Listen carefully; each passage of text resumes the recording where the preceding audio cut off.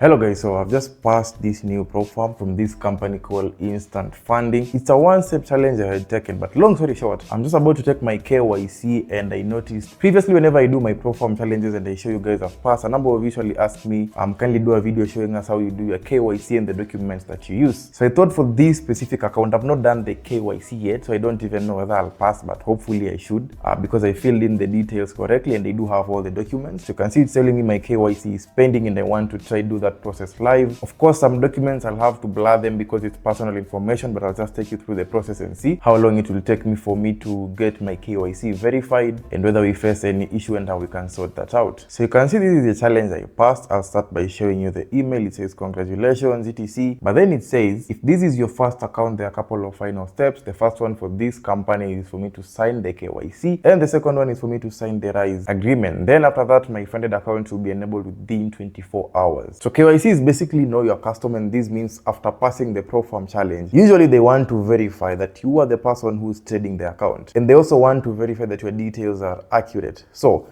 they verify the details, I think, in two ways for most companies. First, they usually want to verify the proof of identity, maybe your ID, etc. Some, I think, would take a passport as well or a driving license. It just depends. Then, second, they'd want to verify your proof of address. So the location you said that you stay, they want to verify that your documents show that that's your actual location. So for the proof of address, usually for me, I've used before my tax returns document. But the problem with the tax returns document is sometimes they want a document that is only 3 months dated. And at the moment, if I look at my tax returns document, I think it's over 6 months dated, so it won't be able to qualify for KYC. So the other document you can use for proof of address is your bank statement, because the bank statement you can actually request it anytime. So I think I do have a bank statement which I just got the beginning of this month, maybe 6-7 days ago. So that falls within their 3-month category. So let's move forward and see what will be expected. So you come here to please verify KYC. Then it says it's pending. You should again go ahead, complete KYC. So you can see verification, you're about to submit sensitive information etc. So let's continue, agree and continue. So we do have step 1, 2 and 3. So let's click on start verification. Here I'll enter my email address. Of course it will be blurred. Then it says send verification code. So on my phone I've just got the verification code which I'm going to fill here. Now here's where you put your country,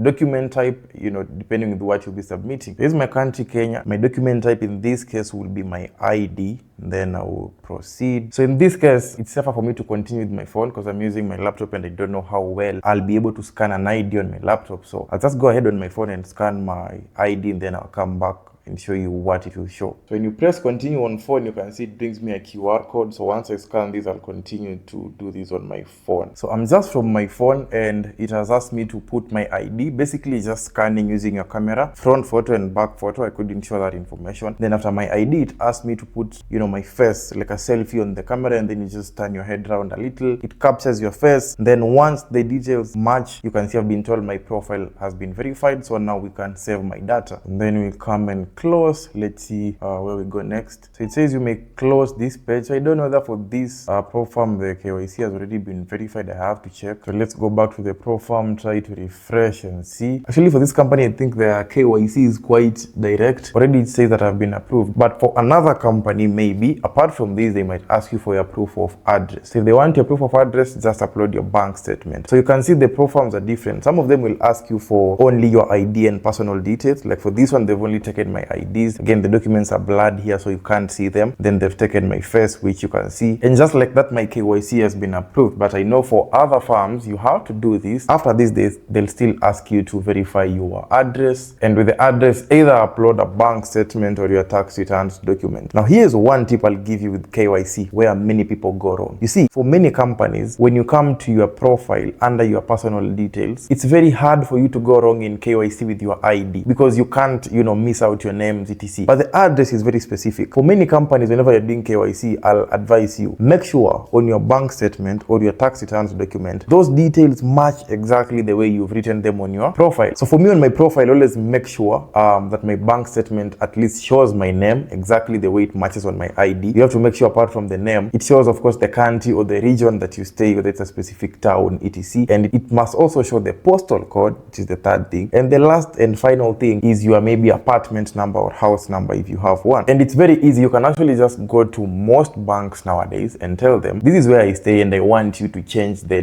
details of my bank statement to reflect this. I didn't know that a while back because I also used to face issues with verification with KYC, but I discovered you can just walk to most banks and tell them, I want my location to match where I'm staying right now. And always make sure that bank statement shows at least the region or the county or the town that you stay, the postal code for that town, and most importantly, the specific apartment name, if possible even indicate a house number. Now, when you'll be filling in your profile details, for example, I don't know if they can see the profile details here. Let's go to the profile. So under the profile, again, I've blurred some details, but you see, when I was filling in here, for example, my address, I put the exact street that I stay, the exact apartment that I stay, and the exact house number. Then on the postal code, I put it like that. These same exact details, I went to my bank a while back, made my bank statement in a way that it reflects the exact details of where I'm staying at the moment. It's something you can easily do, I think, in most banks, because I've checked that for, I think, 3 banks right now. So this way it becomes almost impossible for you to fail your KYC, because you don't want to try to use forged documents. Most of these companies usually have some,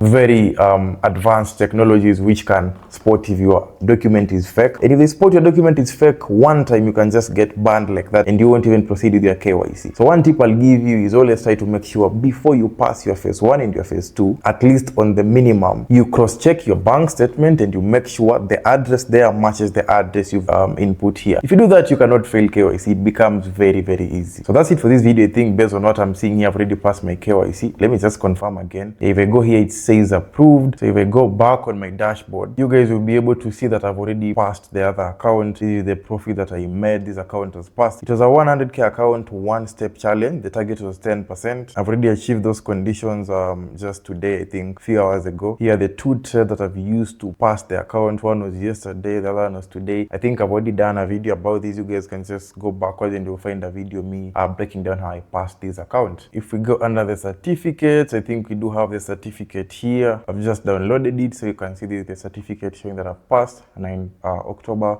Here's my name, 1 phase challenge. And I think I've also been given the funded account already. So here's the funded account. It's now active. So I'm just waiting to start trading it. I think if we go to the stats, you can see the stats are still clean. There is no trade yet. Long story short, I hope you guys have understood how to do KYC. Feel free to ask any questions if you are struggling with your KYC and you have any issues. Just feel free to ask them in the video description, in the comment section, and I'll give you an answer. That's it for this video, guys. Peace.